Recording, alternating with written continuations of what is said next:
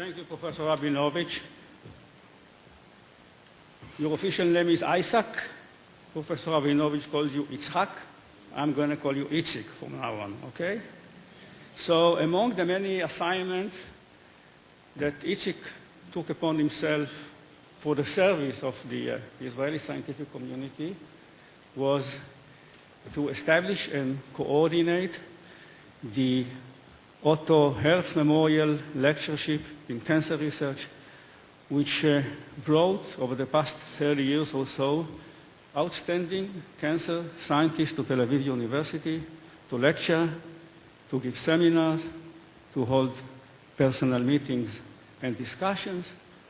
I see 3 or 4 of past Otto Herz laureates here in the audience, so welcome again. The founder of this foundation is Gerda Herz. I saw her name, but the seat is empty. So is she here in the audience? Yeah, in the last row. And on this occasion, I'd like to thank you for making this venture possible. And it is very appropriate that the Otto Herz speaker for 2014 is Itzik himself. Before he gives his lecture, I'd like to ask Professor Gershoni to step forward and to introduce the lecturer. And after, you want to do it before Johnny? Okay. I follow the orders of Smadar.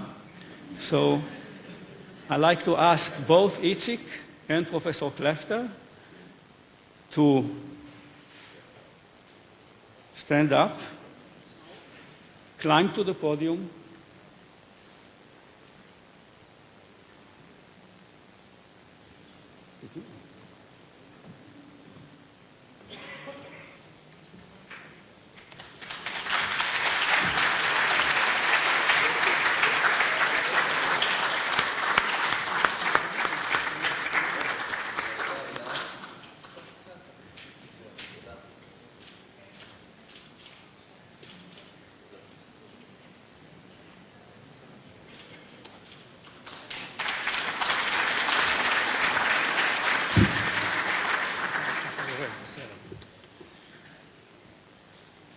and now is your time, Johnny, to introduce the lecture and the lecturer.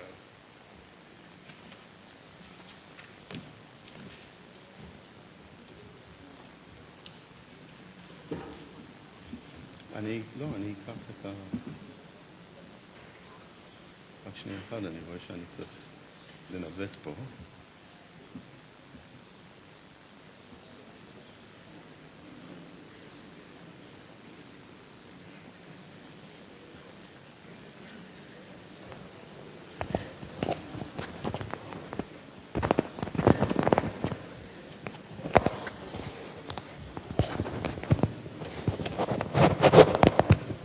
Well, it's certainly both a delight and an honor to introduce, as was said, our bar mitzvah boy, Isaac Witz, Itzik. And I've been asked to give a few words of introduction, which is no easy task. Itzik decided to present his work with a question.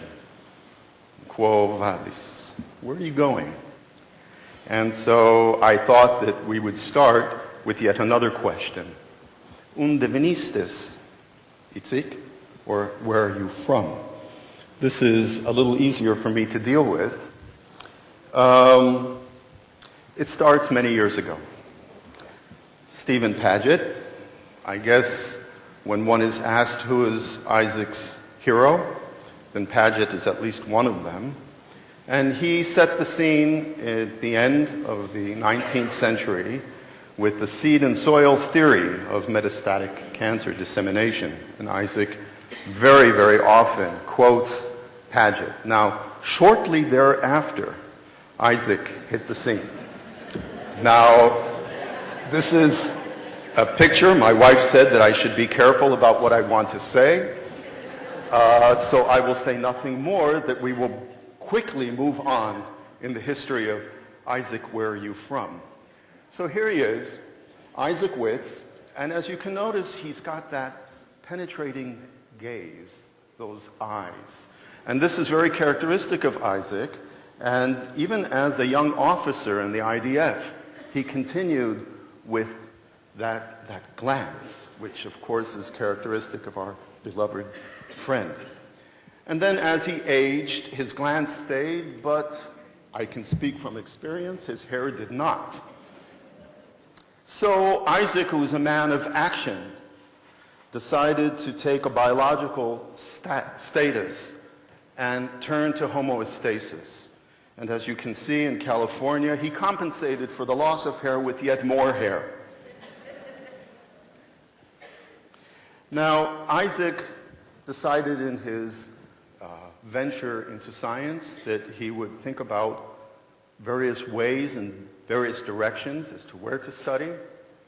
And quoting Robert Frost, Frost didn't quite get it right. He said an I, he actually meant an Isaac. Isaac took the one less traveled by, and that's made all the difference, and hence his work in the microenvironment of tumor cancer. Now, many of us recognize this typical scene at Tel Aviv University. Isaac is sitting there, gazing and looking towards the future, thinking deep thoughts.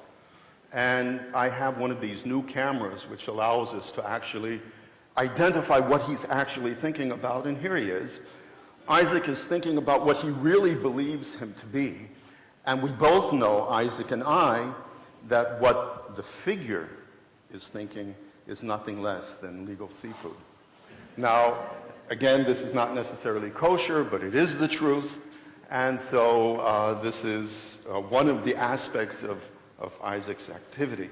Now, as was already mentioned by President Klafter, the fact that Isaac served as one of the deans of our faculty, and his contributions were many, and it also gives us the opportunity to show his former dean, Yafa, or actually Yafa was after Isaac, but the two friends, and so I took this opportunity to remember her as well.